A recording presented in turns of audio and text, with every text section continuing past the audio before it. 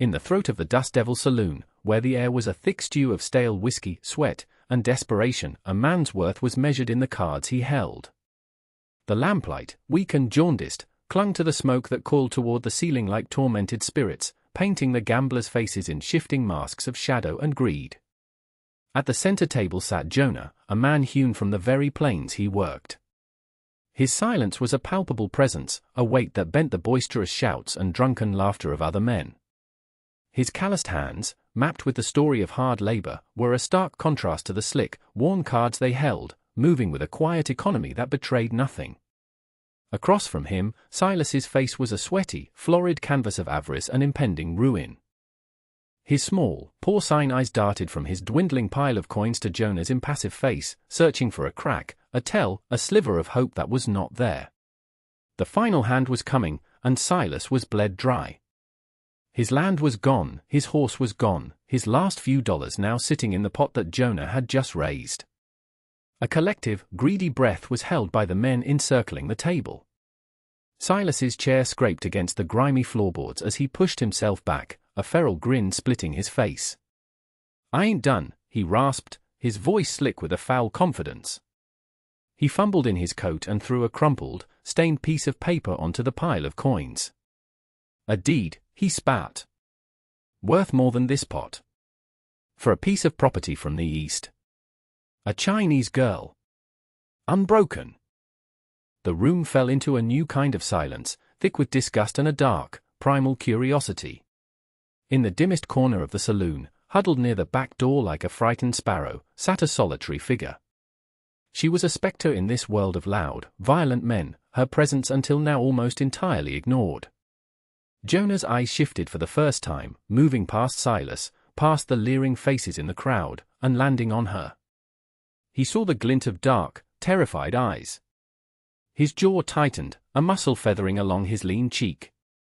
He felt a familiar, cold weight settle in his gut, the echo of an old debt to a world that took too much. He looked back at his cards, then at the deed. He was not a man who believed in owning another soul, but in that moment, he understood the difference between a cage of iron and one of gilded promises.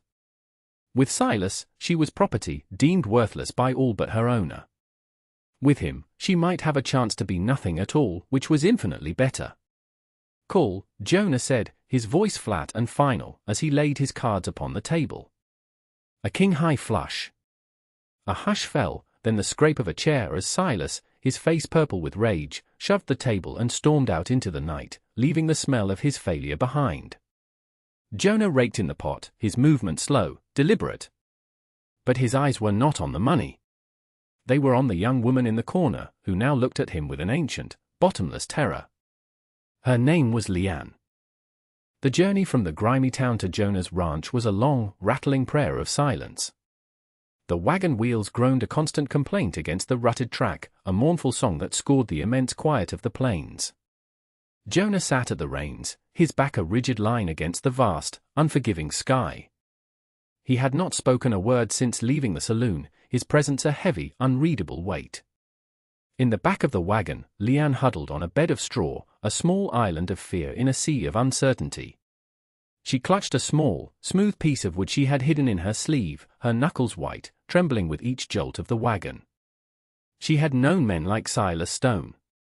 She believed she now knew a man like Jonah, quieter, perhaps, but the cage was still a cage.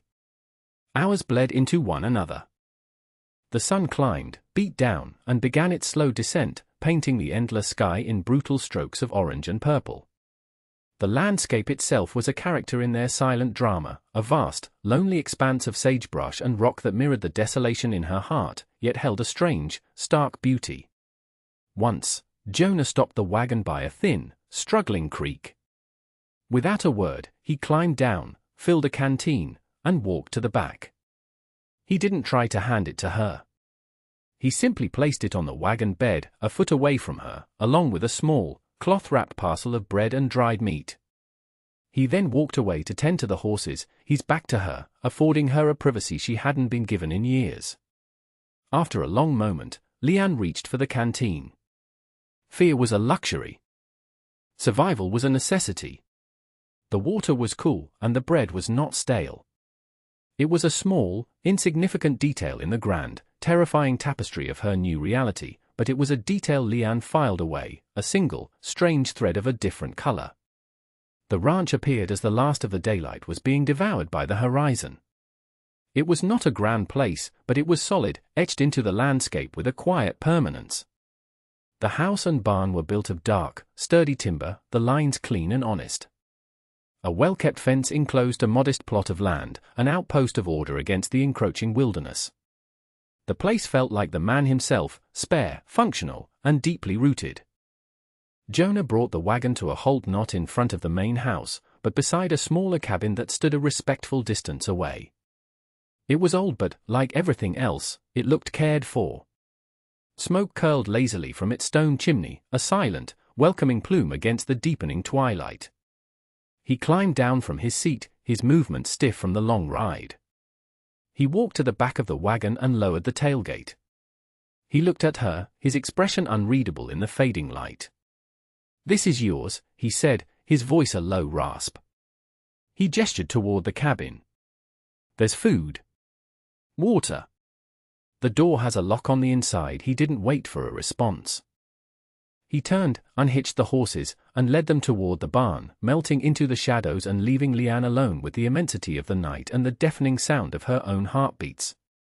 The cabin door was unlocked. Pushing it open, she was met with a wave of warmth from a fire already burning low in the hearth. The space was a single room, but it was clean, impossibly so. A simple cot was made up with a thick, hand-stitched quilt. A rough-hewn table stood in the center, and on it sat a fresh loaf of bread, a wedge of cheese, a pail of fresh water, and a tin cup. It was a place of preparation, not imprisonment. It was a gesture so contrary to her experience that it felt like a trap. She immediately went to the door, testing the heavy iron bolt. It slid home with a satisfying thud. From the window, she could just make out his silhouette on the porch of the main house. He wasn't looking her way. He was sitting in a chair, a solitary figure watching the stars emerge, a silent guardian over a world he had just, for better or worse, claimed as his responsibility. That night, behind her bolted door, a fragile seed of something other than terror began to push against the cold, hard soil of her fear. The days that followed fell into a slow, deliberate rhythm, dictated by the sun and the seasons, not by the word of a master. A new language began to form between the main house and the small cabin, a language built not of words, but of gestures and silence. Each morning before dawn, Jonah would leave a pail of fresh, warm milk and a basket of eggs on her porch. He never knocked.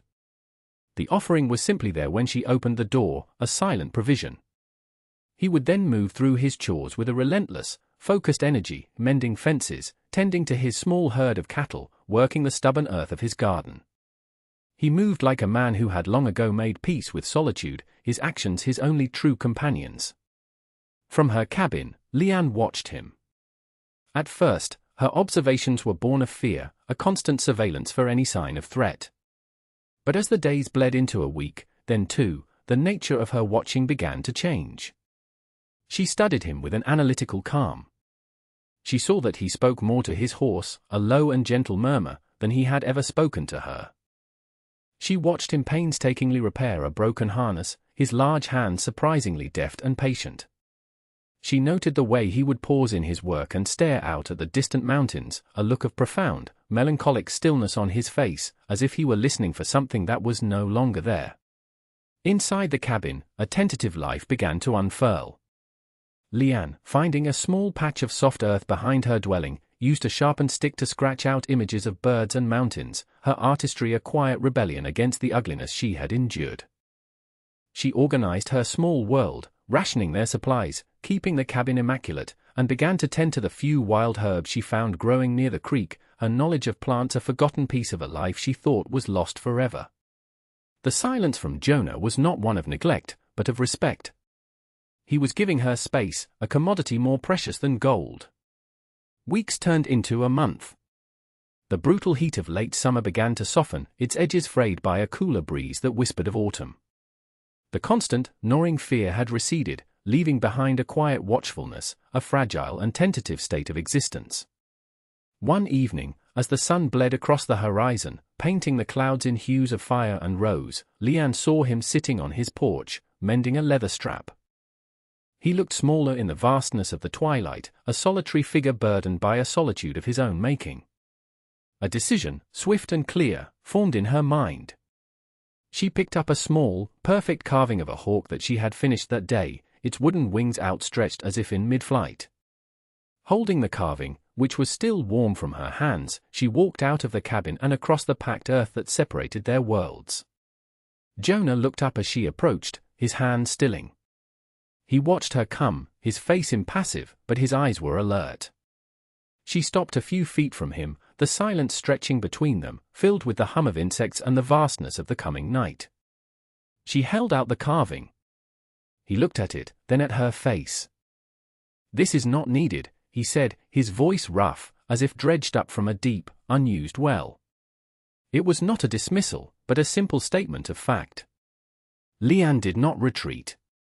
She took another small step forward and gently placed the carving on the porch railing beside him. "I pay my way," she said, her voice quiet but firm, her English precise and carefully chosen. It was a declaration. She was not a dependent. She was not property. She was a person who had a debt to settle, not with him, but with her own dignity. He stared at the small wooden hawk for a long time. The craftsmanship was exquisite, a piece of life captured in wood.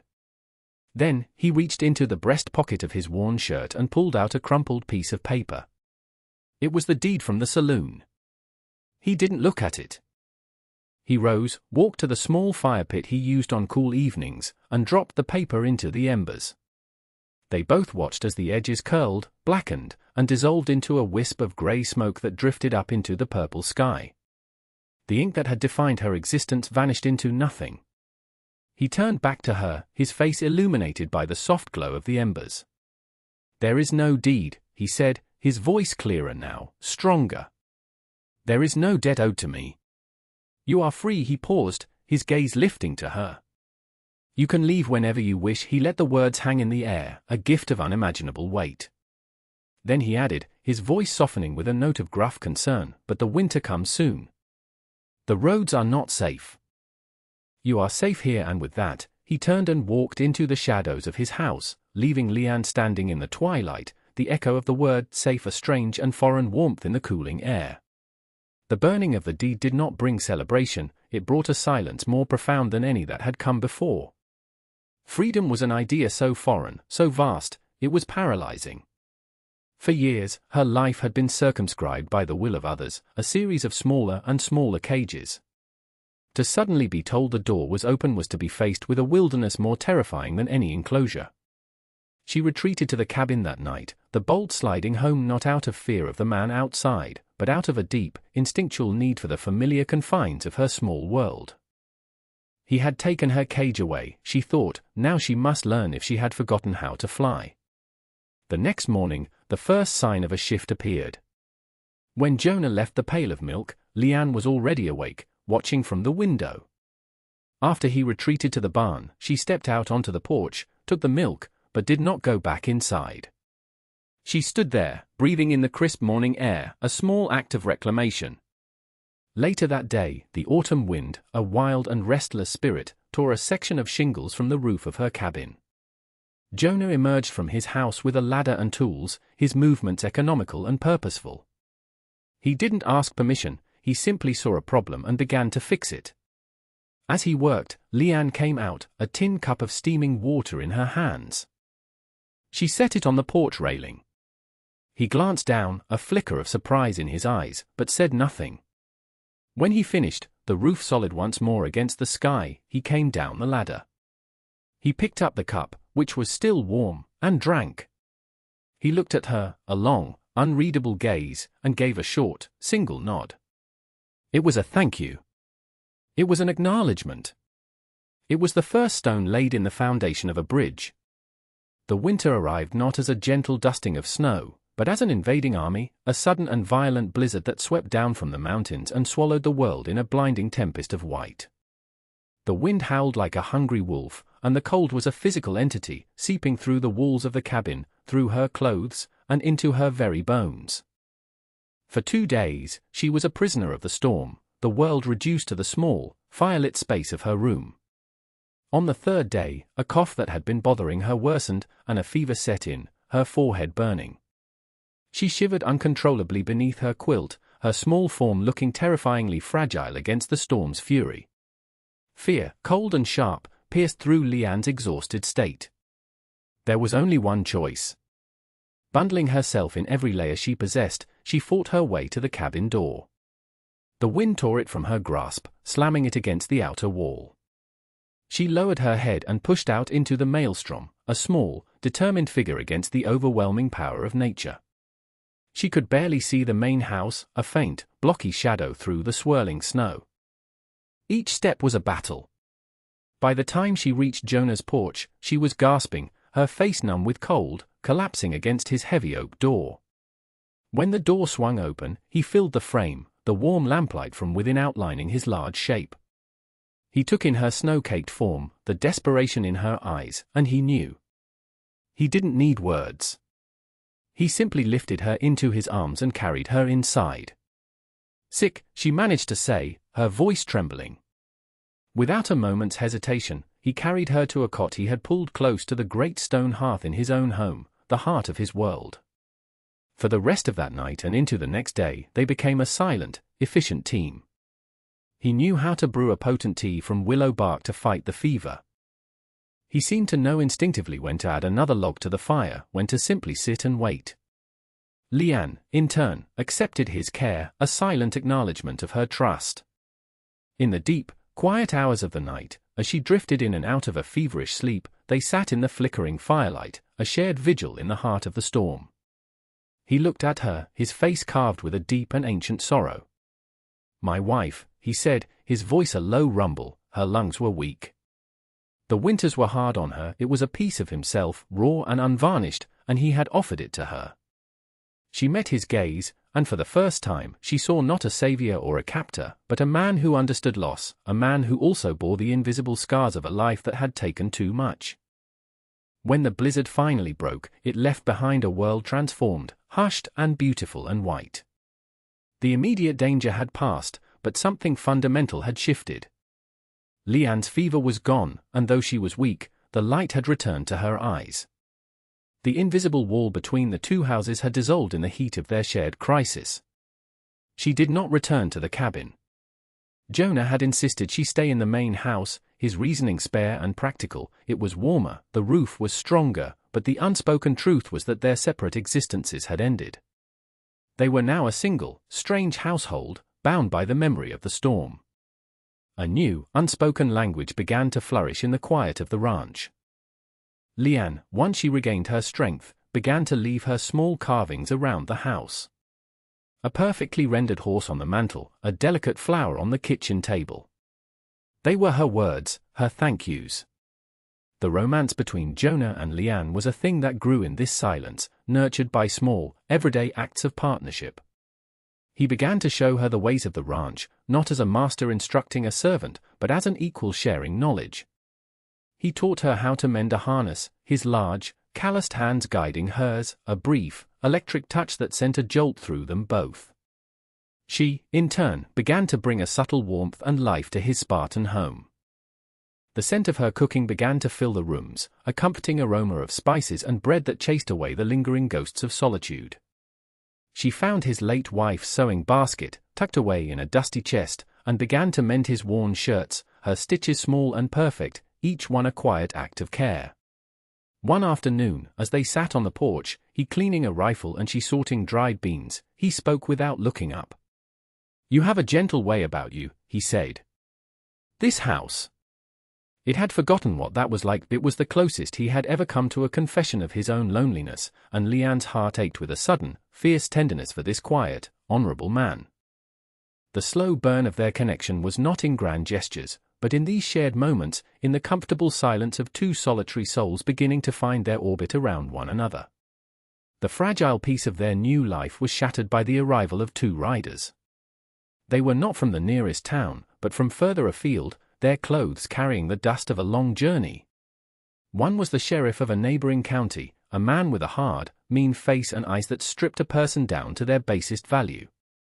The other was Silas Stone. He had come back. He sat upon his horse with a smug, proprietary air, his gaze fixed on the house, on the wisp of smoke curling from the chimney that spoke of a life being lived within. Jonah met them on the porch, his body placing him squarely between the visitors and the front door. Behind him, inside the house, Leanne watched from the window, her hand clutching the curtain, a cold dread snaking its way up her spine. "Thorne," the sheriff said, his voice dripping with false geniality. "We've come on official business. Mr. Stone here has filed a claim. Says you're holding his property." Silas grinned, a foul sight. "Won her in a game, fair and square," he slurred, though he was not drunk. "Just took me a while to get the law to see it my way." Jonah's face was a mask of stone, but a dangerous light had kindled in his eyes. "There's no property here that belongs to you," he said, his voice low and even, the quiet rumble before an avalanche. The sheriff's eyes flickered past Jonah, catching sight of Leanne in the window. "I see her right there. The law says a contract is a contract. We've come to collect. Be smart about this, Thorne. Don't make it difficult." In that moment, something inside Jonah broke. It was not his control, but the dam that held back the deep, protective rage he had kept buried for years. He took a slow step forward, off the porch and onto the frozen earth, his presence suddenly immense, fearsome. "The only law on this land is me," he said, his voice dropping to a near whisper, yet carrying with more menace than any shout. "That deed was settled. What is in my house is my family. And you are not welcome in my home." As he spoke the word family, the front door opened. Leanne stepped out, her back straight, her face pale but resolute. She flanked him, a silent, unshakable symbol of defiance. Silas's bravado faltered. He had expected a lone man. He had not expected this united front, this silent declaration of belonging. He looked from Jonah's cold fury to Leanne's unyielding gaze and saw not a piece of property, but a queen defending her castle. The sheriff, a bully who preyed on the weak, recognized a fight he could not easily win. He spat on the ground, his face contorted in a sneer. "This ain't over, Thorne," but his words were hollow. They wheeled their horses around and rode away, their retreat a cloud of dust and impotent fury. Jonah did not watch them go. He turned to Leanne, his eyes, fierce and protective, softening as they met hers. He slowly raised a hand and brushed a stray strand of hair from her cheek, his touch gentle, reverent. It was a promise, a vow, and a declaration, all without a single word. As the last of the snow melted, it fed the creeks and softened the earth, and the world was reborn in a fragile tapestry of green and gold. The violent confrontation with Silas and the sheriff, rather than breaking them, had forged their bond into something unbreakable. The word Jonah had used, family, had settled over the ranch, as real and tangible as the roof over their heads. The love between Jonah and Leanne was the quiet, steady heart of this new world. It was in the way he brought her the first wildflower of spring, its petals a delicate purple, leaving it on her pillow for her to find. It was in the way she mended the collar of his favorite shirt, her fingers brushing his neck, a touch that spoke volumes. One warm afternoon, he led her by the hand to a place she had never been, a small meadow sheltered by a grove of cottonwood trees. A simple wooden cross stood at its edge, weathered by years of sun and snow. This was her favorite place, he said, his voice soft. "Mary's." She would sit here for hours. He was not just sharing a location, he was sharing his heart, his past, and the space he had finally allowed to heal. He knelt and from the tall grass, he retrieved a small, dust-covered wooden box. He wiped it carefully with his sleeve and opened it. Inside, nestled on faded velvet, was a tarnished silver locket. He didn't open it. He simply held it in his palm. "I buried my past here," he said, looking at her, his eyes clear and full of a profound, unwavering love. "But you are my future, Leanne." He set the box down by the cross, a final farewell to the ghosts of his grief. He stood and took both of her hands in his. He had no ring, no flowery words polished by poets. He had only the truth, spare and honest, like the land itself. "Stay," he said. "Build a life with me. Leanne looked at this man, her protector, her partner, her family. She saw the years of solitude and pain that had carved the lines on his face, and the deep, abiding goodness that shone from his soul. She raised one of his calloused hands to her lips and kissed the knuckles. "This is my home," she whispered, her answer a vow that echoed through the quiet meadow. They stood together as the sun began to set, their shadows stretching long across the new grass, two solitary figures who had found their harbor in one another, their future as vast and as promising as the endless western sky.